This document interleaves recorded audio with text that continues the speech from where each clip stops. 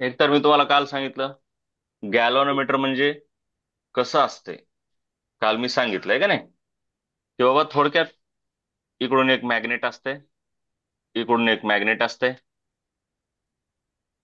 North pole, south pole. खरं सांगायचं झालं तर हे मॅग्नेट म्हणजे असं असतं हे. काय आता मला काय 3D काढता येईना, हे असं पूर्ण गोल घोड्याच्या पायासारखं. पण आपण फक्त असं दाखवतो. आणि हे अशी एक कॉईल असते, इथं सस्पेंड केलेली असते. आणि आता हे पण सांगितलं की ही इथं बरेच जरे असे बरेच राऊंड मारलेले असतात. ह्याला सपोर्ट करण्यासाठी एक इथं सिलेंड्रिकल फ्रेम असते. आणि ह्याच्यामधून करंट पास झाला, ह्या कॉईल मधून करंट पास झाला की तुम्हाला पुढच्या चॅप्टर मध्ये आहे की ही कॉईल ट्विस्ट होते, ह्याच्याभोवती अशी ट्विस्ट होते. आणि ह्यानं ट्विस्ट झालं की ह्याला लावलेलं एक असं पॉइंटर असते, ते पॉइंटर इकडून इकडे फिरते. मग थोडक्यामध्ये वरून जर तुम्हाला दाखवायचं झालं, थोडक्यामध्ये वरून जर तुम्हाला दाखवायचं झालं तर हे गॅल्व्हॅनोमीटर असं दिसतंय. वेगवेगळ्या पद्धतीने दाखवतात. ठीक आहे. हे ते सिलेंडर आहे आणि ते पॉइंटर बघा.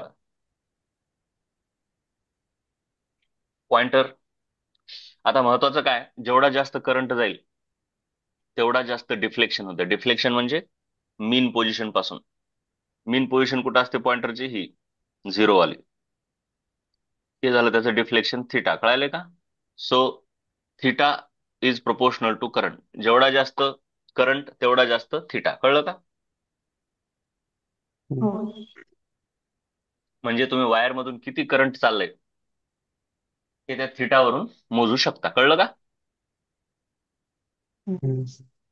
So what is galvanometer? ते एक इन्स्ट्रुमेंट आहे which is use to detect weak electric current. Weak म्हणजे कमीत कमी करंट पण त्यांना मोजता येतो. Typically in the range of micro ampere और नॅनो अँपेअर. एवढा कमी करंट देखील गॅल्व्हॅनोमीटरने मोजता येतो. येस और नो? कळलं का सांगा? हा. हे झालं गॅल्व्हॅनोमीटर. तुम्हाला जर डायग्राम काढायची झाली तर ही काढायला अवघड जाते, तुम्ही अशी पण डायग्राम काढू शकता. हम्म. डायग्राम काही तुम्हाला ह्या प्रश्नात काढायची नाही. डायग्राम तुम्हाला explain the basic construction of table galvanometer म्हटलं की काढायचे. सध्या नाही काढायचे. पुढे काय म्हटलं? State the principle of working of moving coil galvanometer. हे बघा महत्वाचं आहे. प्रिन्सिपल ऑफ वर्किंग मध्ये हे येतं, हे महत्वाचं. काय आहे? गॅल्व्हॅनोमीटर मध्ये करंट कॅरिंग कॉईल आहे. ही बघा, ही करंट कॅरिंग कॉईल आहे, त्याच्यामधून करंट जातो.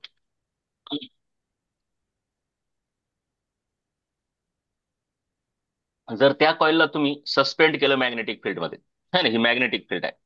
मॅग्नेटिक फील्ड मध्ये तुम्ही तिला सस्पेंड केलं आहे का? दिसायले का? सस्पेंड म्हणजे लटकवणे. हम्म. तर तिच्यावर एक टॉर्क अप्लाय होतो. टॉर्क म्हणजे ट्विस्टिंग फोर्स, रोटेट करणारा फोर्स.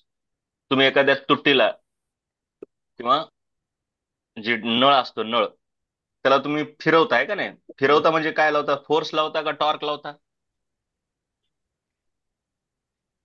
और टॉर्क लावता. हम्म. मग this torque rotates the coil and this rotation is opposed by restoring torque from the suspension fiber. हे महत्वाचं आहे. हे बघा, हे सस्पेन्शन फायबर.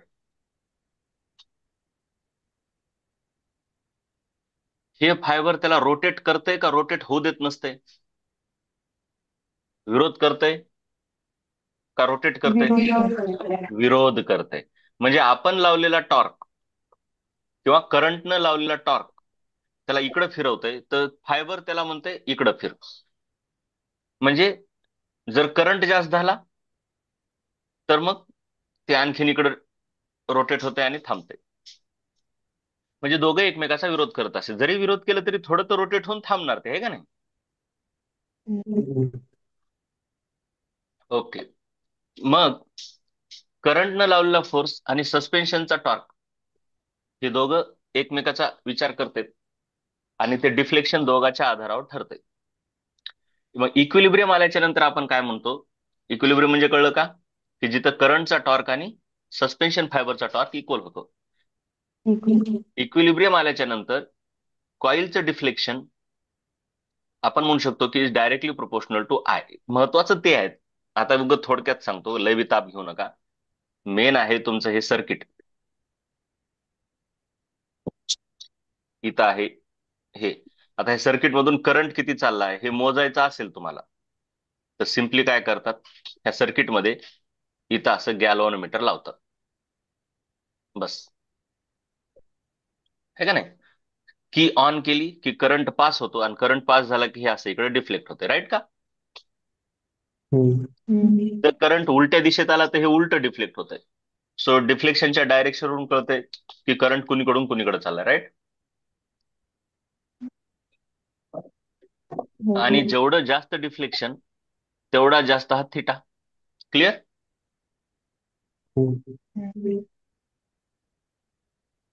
जेवढं जास्त डिफ्लेक्शन तेवढा जास्त थिटा. बरोबर आहे का? हम्म. जेवढं जास्त डिफ्लेक्शन तेवढा जास्त theta.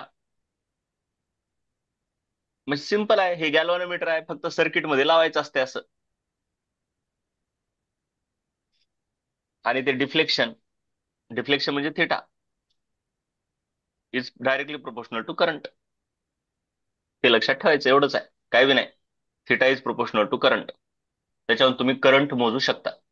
So basically galvanometer is a device to measure the small current. हे मात्र एवढं आहे की अतिशय स्मॉल करंट मोजता येते गॅल्व्हनोमीटरनं, जास्त करंट मोठा मोजता येत नाही. फार महत्वाचा आहे. शब्द काय वापरलाय? आता पुढे आहे explain the construction of table galvanometer. Table म्हणजे जे लॅबोरेटरीमध्ये टेबल असते त्याच्यावर ठेवलेलं गॅल्व्हनोमीटर. मी तुम्हाला डायग्राम ऑलरेडी सांगितलंय काय काय असते ते. कन्स्ट्रक्शन म्हटलं की तुम्ही डायग्राम, तुम्हाला जरी ही काढता आलं नाही तरी नका काढू, ही एक काढा. तर हिच्यामध्ये काय काय काय काय it consist of A coil with many turns of fine insulated copper wire. सांगितलंय मी, कॉईल असते ही. बघा ही कॉईल दिसली का? त्याच्यामध्ये बरेच टर्न आहेत, है का नाही? मेनी टर्न हे शब्द महत्वाचा आहे. आणि ती it is wound on. Wound म्हणजे गुंडाळलेली आहे. वुंड करणे म्हणजे गुंडाळणे, हे असं वुंड करणे. Wound on lightweight rectangular aluminium frame. हा, हे असं उगच गुंडाळता येत नाही ना कॉपरच्या वायरला. तर इथं अल्युमिनियमची फ्रेम असते, अशी स्ट्रॉंग फ्रेम. कळलं?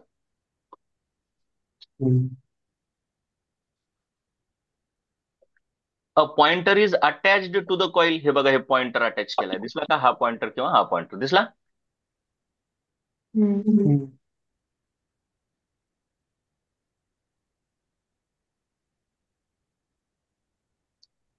The coil is pivoted between the concave pole pieces of strong horseshoe magnet. Concave pieces का? कारण हे बघा, हे असा आकार आहे. कॉन्केव दिसतो का? हा कॉन्केव आकार. मॅग्नेट हॉर्स शो का आहे? कारण घोड्याच्या पायासारखं त्याचा आकार आहे. पूर्ण जर आकार बघितला तर कशासारखा आहे बघा? घोड्याच्या पायासारखा. घोड्याच्या पायामध्ये ते एक घालत असते. तर जाऊ द्या, सोडून द्या. घोड्याच्या पायाचा आकार असा आहे म्हणा, खालच्या खुरांचा आकार त्याच्या, बस एवढंच लक्षात घ्या. कॉईल इज पिव्होटेड म्हणजे सस्पेंडेड. सस्पेंड करणे, थोडक्यात त्याला पिव्होट करणे असं म्हणतात. एखाद्या ऍक्सिस वरती एखाद्या गोष्टीला पिव्होट करणे, लटकवणे, ठीक आहे.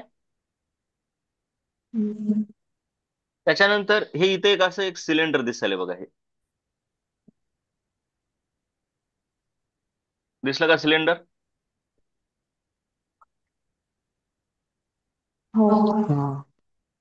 सिलेंडर, हे सिलेंडर सॉफ्ट आयर्न बनलेलं आहे, त्याला कोर असं म्हणतात. So cylindrical soft iron core is fitted between the poles. Poles म्हणजे हे नॉर्थ पोल, हे साऊथ पोल. टू प्रोड्यूस महत्वाचा आहे रॅडियल मॅग्नेटिक फील्ड. ही रॅडियल मॅग्नेटिक फील्ड शब्द महत्वाचा आहे. नुसतं मॅग्नेटिक फील्ड नाही तर ती कशी आहे रॅडियल. जर हे असं असलं असतं तर मॅग्नेटिक फील्ड अशी असली असती. परंतु ज्यावेळेस त्याला असं करतो आपण त्यावेळेस मॅग्नेटिक फील्ड अशी येते बघा.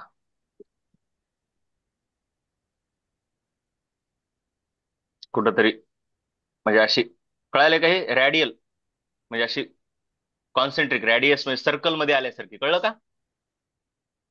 हम्म. हम्म. त्याच्यानंतर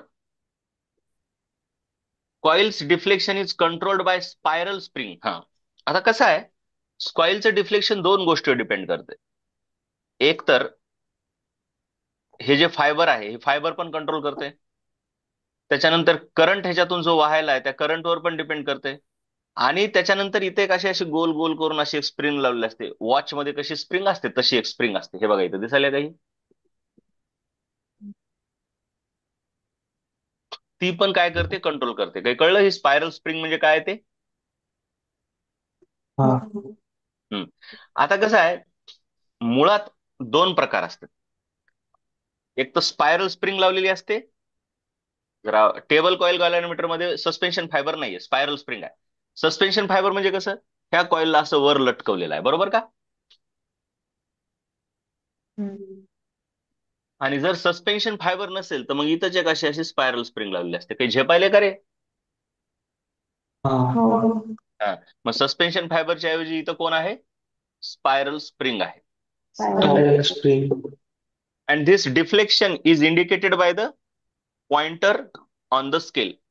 ही स्केल, हे पॉइंटर, आणि ही इथं स्पायरल स्प्रिंग. तिच्या खाली कॉईल आहे, म्हणजे मुळात ही कॉईल असते, वरून दिसणार नाही आता तुम्हाला. हे स्केल आहे आणि हे पॉइंटर आहे. कळायले का काही? हो. हे इकडं आलं की ह्याला म्हणतात डिफ्लेक्शन. ठीक.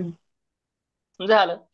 आता हे जे गॅल्व्हॅनोमीटर आहे ह्याचा तसा वापर लय जास्त नाही, कारण हे फारच छोटे करंट मोजू शकते. नॅनोमीटर आणि मायक्रो अँपियर, नॅनो अँपियर आणि मायक्रो अँपियर, खूपच म्हणजे नॅनो म्हणजे 10⁻⁹ आणि मायक्रो म्हणजे 10⁻⁶ फारच कमी. एवढूसा करंट मोजून काय करायचं? दररोजच्या जीवनामध्ये करंट 1 अँपियर, 2 अँपियर, 5 अँपियर असतो. म्हणजे गॅल्व्हॅनोमीटर ऍज सच फार जास्त कामाचं नाही इन्स्ट्रुमेंट. त्याला कामाचं बनवण्यासाठी त्याच्यामध्ये काही सुटेबल मॉडिफिकेशन करावे लागतात. आणि त्याच्यामध्ये काही सुटेबल मॉडिफिकेशन केलं की galvanometer can be used as ammeter और व्होल्टमीटर. गॅल्व्हॅनोमीटर अॅमीटर म्हणून पण वापरता येते, व्होल्टमीटर पण. अॅमीटर म्हणजे to measure the current, voltmeter म्हणजे to measure the voltage. So galvanometer can be used to measure the current और voltage by making some modification. एवढं कळलं का सर्व आतापर्यंत? हो. मुळात इन्स्ट्रुमेंट आहे तुमचं गॅल्व्हॅनोमीटर, परंतु ते जास्त कामाचं आहे का? नाही. नाही. मग आता त्याच्यामध्ये काय म्हटलंय, पहिल्यांदा आपण बघू गॅल्व्हॅनोमीटरला अॅमेटर मध्ये कसं कन्वर्ट करतात. अॅमेटर म्हणजे इट मेजर्स, हा, अॅमेटर काय मोजतंय? करंट. अॅमेटर म्हणजे अँपेअर, असं लक्षात ठेवा. अँपेअर, अँपेअर म्हणजे करंट, आणि व्होल्टमीटर म्हणजे व्होल्टेज. व्होल्टेज. तर प्रश्न काय विचारलाय, what modifications are necessary to convert a moving coil galvanometer. हा, मुव्हिंग कॉइल का म्हणलंय त्याला? मुव्हिंग कॉइल, ती कॉइल जी आहे ती रोटेट होते ना, मूव्ह होते, ट्विस्ट होते ह्याच्या भोवती म्हणा, किंवा सस्पेन्शन फायबर तर नसतं इथंच, असं ती स्प्रिंग असते, स्पायरल स्प्रिंग. पण कॉइल मूव्ह होते का नाही गॅल्व्हॅनोमीटर मध्ये? कॉइल मूव्ह होते का नाही? म्हणून त्याला म्हटलंय मुव्हिंग कॉइल गॅल्व्हॅनोमीटर किंवा MCG. लक्षात आलं का? हो. Into ammeter. म्हणजे टॉपिक काय आपला प्रश्न, पुढचा टॉपिक काय? Conversion of MCG into ammeter. हे आहे आपला topic, conversion of MCG into ammeter. 3 मार्काला. 3 mark, 2 mark depend करते. ते तुम्ही लिहायचं. खरं तर हे 2 मार्कालाच आहे, 3 मार्काला नाही येत हे, है का नाही? छोटा प्रश्न आहे.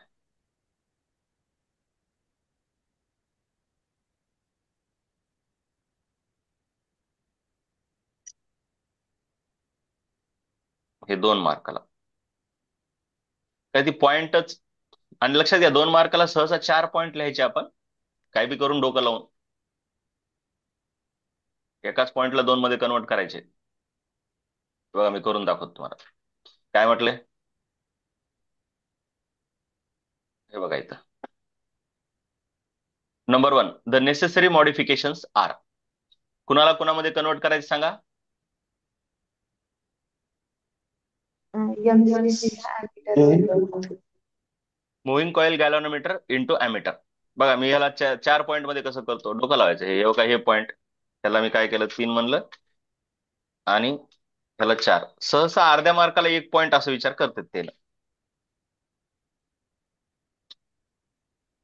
ठीक आहे. काय?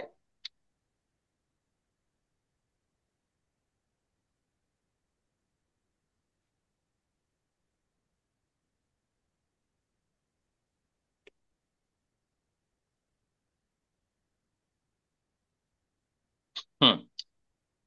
काय म्हणते, काय काय मॉडिफिकेशन करता येतील? बघा, the current carrying capacity must be increase. सर्वात मेन काय आपल्याला मोजायचं आहे, करंट. पण गॅल्व्हनोमीटर मधून फारच कमी करंट गेला, म्हणजे फारच कमी करंटला त्यानं काय करते, फुल स्केल डिफ्लेक्शन दाखवतं. इथं आहे. आणि मायक्रो अँपिअर जरी गेला 10⁻⁶ तरी त्याचं फुल स्केल डिफ्लेक्शन होतंय. फुल स्केल डिफ्लेक्शनचा अर्थ कळला ना, की त्याची पॉवरच संपून जाते. झालं, इथं येऊन बसते त्यानं. थोडासा करंट गेला की, म्हणजे थोडक्यात तुम्ही सर्किटमध्ये लावलं त्याला, हे असं होतं. थोडा करंट गेला की झालं, इकडे येऊन बसते. म्हणजे त्याची करंट कॅरिंग कॅपॅसिटी फारच कमी आहे असं म्हणता येतं का? आता स्केल डिफ्लेक्शन म्हणजे इथून इथपर्यंत असं तुम्ही समजून घ्या. कळलं का रे बाळांनो? हे इथं 0.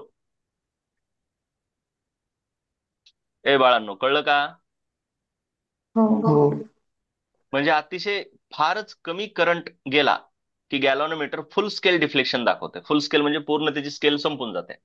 म्हणून त्याची करंट कॅरिंग कॅपॅसिटी आपल्याला वाढवावी लागेल. मग करंट कॅरिंग कॅपॅसिटी कशी वाढवायची जेणेकरून त्याचं फुल स्केल डिफ्लेक्शन होणार नाही? समजा आता इथून 10⁻⁶ अँपिअर जरी करंट गेला तर ते फुल स्केल डिफ्लेक्शन दाखवायला.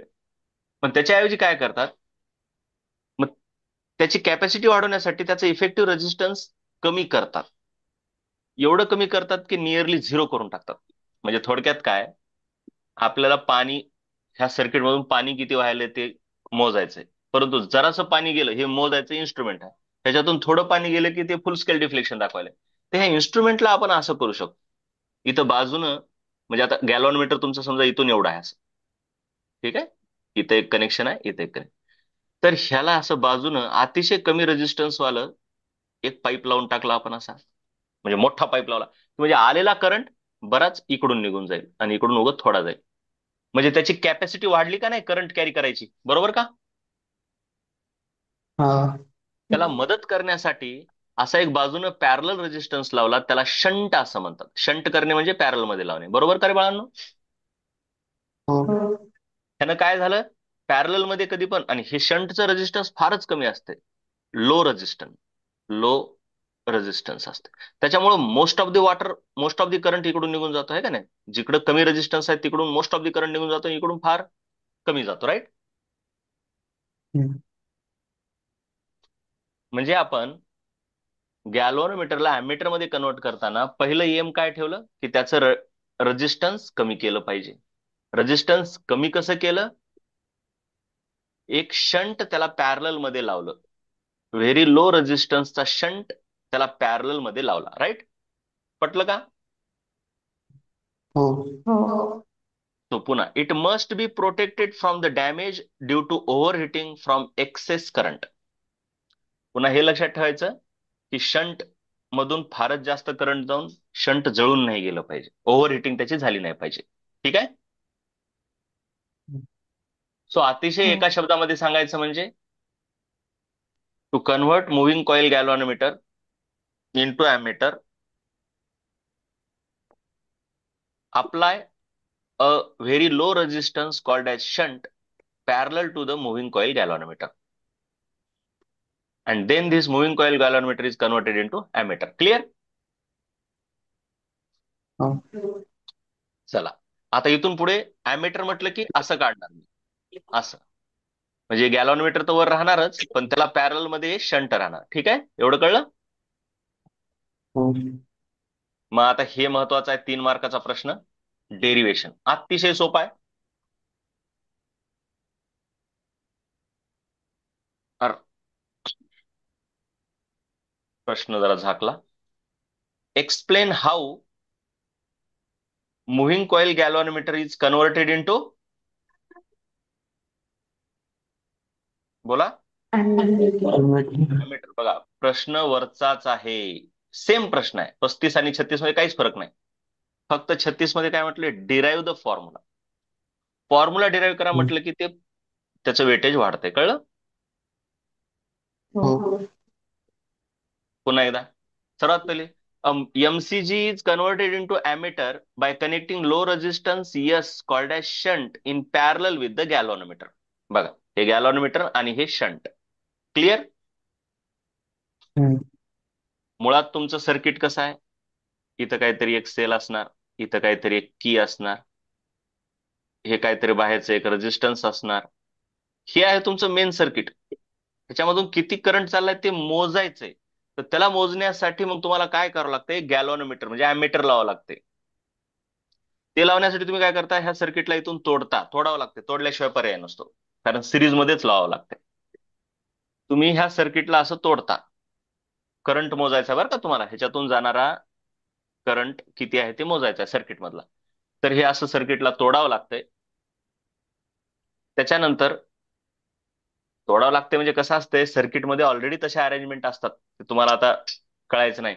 कसं असतं, ऑलरेडी सर्किटमध्ये अशी इथे एक चावी असते, इथे एक वायर असते. मग हे वायर काढून टाकलं, इथं नट बोल्ट असतात, हे नट काढून तिथं काही जोडता येत असते. मग इथं आपण पॉइंट ए, लेटेस्ट सी, हा पॉइंट ए आहे, हा पॉइंट बी आहे, हा सी आहे, हा डी आहे, आणि हा ई आणि एफ आहे. मग ह्या ई आणि एफ मध्ये आपण आता गॅल्व्हॅनोमीटर जोडणार. काय जोडणार? गॅल्व्हॅनोमीटर, ज्याला की आपण कन्व्हर्ट कशामध्ये केलंय, ॲमीटर. एम्पियर. अँपेअर नाही, अॅमीटर रे. एम्पियर. हा.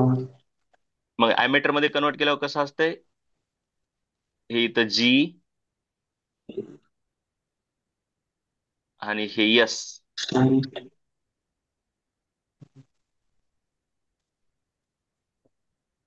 तुमचं हे झालं. इथून एवढं काय आहे तुमचं हे, काय आहे तुमचं हे, बोला. काय आहे बॉक्स मध्ये सर्व मिळून? हा, गॅल्व्हॅनोमीटर. गॅल्व्हॅनोमीटर नाही. गॅल्व्हॅनोमीटर तर हे झालं, त्याला शंट लावल्यावर ते काय बनलं, हे काय इन्स्ट्रुमेंट आहे? ॲमीटर ते खालचं शंट आहे. नाही, खालचं शंट आहे. मी ते बॉक्स म्हणालो अख्खं. अगं ते शंट आहे ग, वरचं गॅल्व्हॅनोमीटर आहे, खालचं शंट आहे. सर्वांना मिळून काय म्हणतात असं म्हणालो मी? ॲमीटर. एम्पियर. ॲमीटर. कसं करावं रे बाळांनो, जरा नीट सांगा, असं नका करू. पुन्हा एकदा बघा, हे एक्सटर्नल सर्किट आहे, आपल्याला त्याचा अभ्यास सध्या काहीच करायचा नाहीये.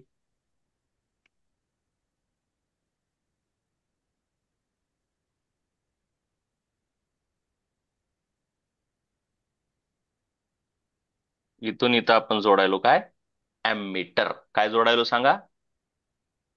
ॲमीटर. एम्पियर. ॲमीटर. मग ॲमीटर मध्ये काय काय असतंय, ॲमीटर मध्ये काय काय असतंय तुम्हाला मी सांगितलं. एक असतंय गॅल्व्हॅनोमीटर. गॅल्व्हॅनोमीटर, आणि त्याच्या पॅरलल मध्ये काय असतंय, शंट. शंट. येस, हे झालं तुमचा अख्खा बॉक्स ॲमीटर. त्यांनी फक्त एवढाच भाग इथं दाखवलाय. दिसलं का हे? हो. समजा आता इथून करंट निघाला आय, इथं पण आय, इथं किती, बोल रे, किती? आय. आय. आय. त्याच्यापैकी इकडं गेला आय जी म्हणजे करंट थ्रू गॅल्व्हॅनोमीटर, आणि इकडं आला आय एस. तर IS प्लस IG बरोबर काय आहे ते सांगा. आय. I, हम्म मग आता बघा डेरिवेशन काय म्हणते. Let G is the resistance of galvanometer. IG is full scale deflection current of galvanometer. हे महत्वाचं आहे. आता हे कन्व्हर्ट करणं म्हणजे काय नेमकं सांगा.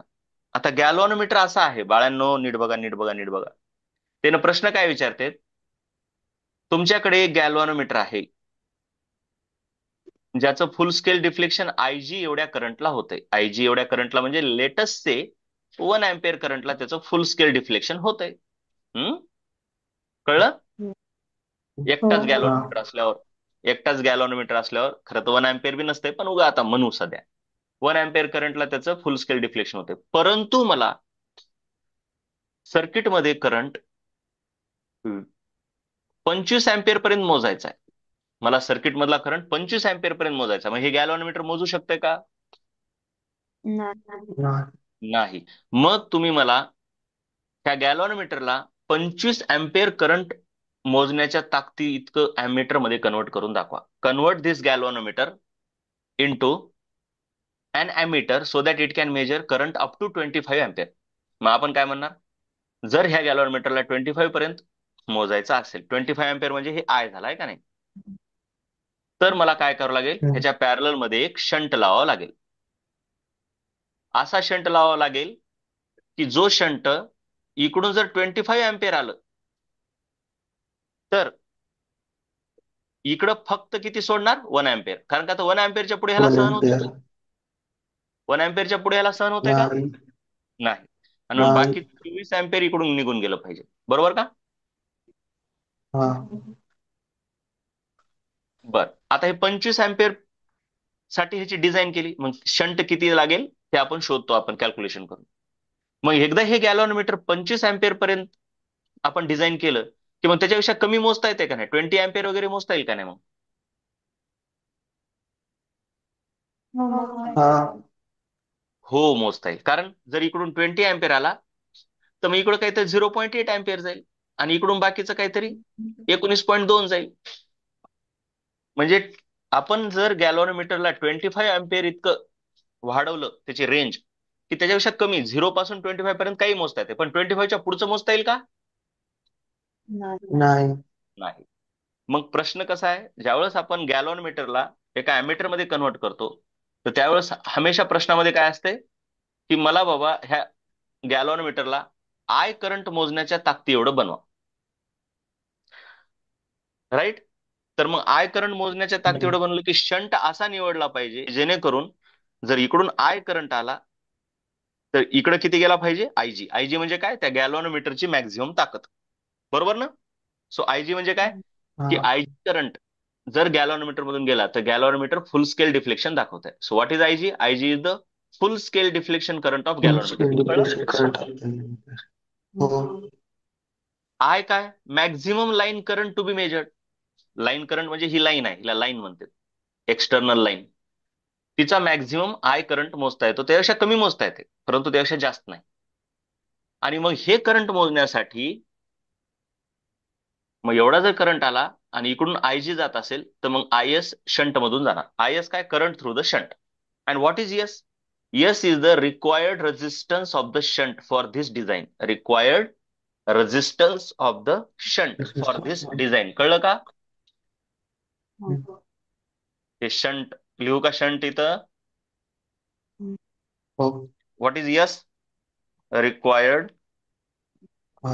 resistance resistance of shunt.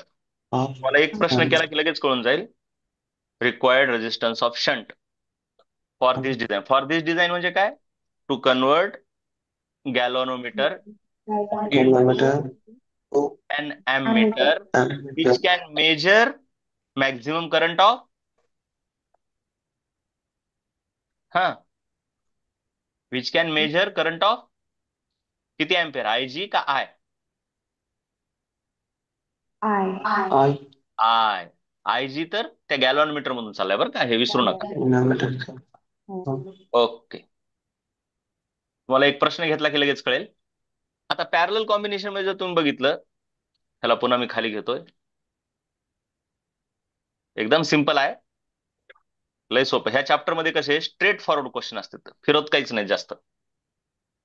काय म्हटलंय? In parallel combination potential difference is same across both branches. हो, बरोबर आहे बाबा. हे जे पॉईंट ई आहे आणि हे जे पॉईंट एफ आहे, ई आणि एफ मध्ये पोटेन्शियल डिफरन्स सेम राहणार, गॅलॉनमीटर असो किंवा शंट असो, कारण दोघं पॅरल मध्ये आहेत. क्लिअर का? हम्म. मग मी काय म्हणणार, potential difference across E F is same. आता पोटेन्शियल डिफरन्स तुम्ही ह्याच्या अक्रॉस जर म्हटलं तर काय असते, आय आर, आणि ह्याच्या अक्रॉस आय आर, म्हणजे करंट आय आर माहिती आहे ना. हो. हो. हम्म. मग गॅलॉनमीटरच्या across I G into G, शंटच्या across I S into S. हे क्लिअर आहे का बघा? हो. हो. हे कळलं का रे? हो. हो. झालं. मग पुढे काय केलंय, आय एस ला काय लिहिलं? I minus IG. I minus G. मग हेच इथं आलं का बघा, I G into G is equal to I minus I G. हा. बरोबर. आणि मग एस साठी हो. सॉल्व्ह हो. केलं, एस इज इक्वल टू काय आलं, कळलं का बघा? हे बघा, बघा बघा, थांबा, इथं लिहितो. हे फॉर्म्युला सांगा बरं, तुम्हीच सांगा बरं, काय फॉर्म्युला येईल एस इक्वल टू? आता तुम्ही सांगा फॉर्म्युला काय येईल. थांबा. Shunt, required shunt, S equal to काय ते सांगा. त्याला खाली घेऊन गेल्यावर सांगा. IG. I I G, I G नीट सांगा रे, नीट सांगा. I G into G IG I to G by divided by, divided by I minus I IG. minus IG. झालं फॉर्म्युला शंटचा. क्लिअर? पुन्हा खाल्लं, this is the required hmm. Formula for the shunt resistance. आणखीन काय?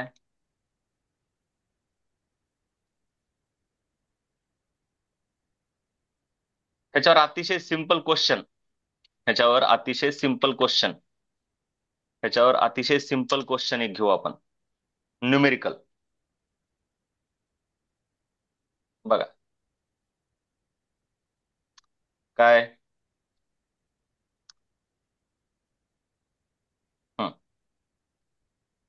गॅल्व्हॅनोमीटर metre showing full scale.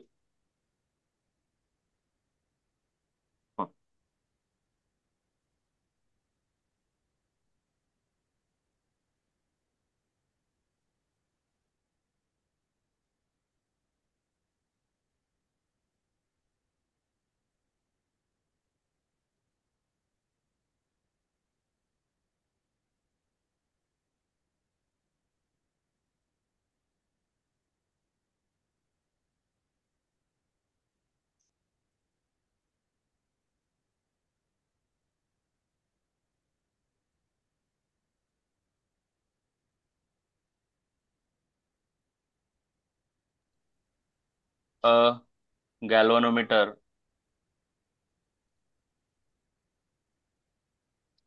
of 40 ohm showing full scale deflection, full scale deflection for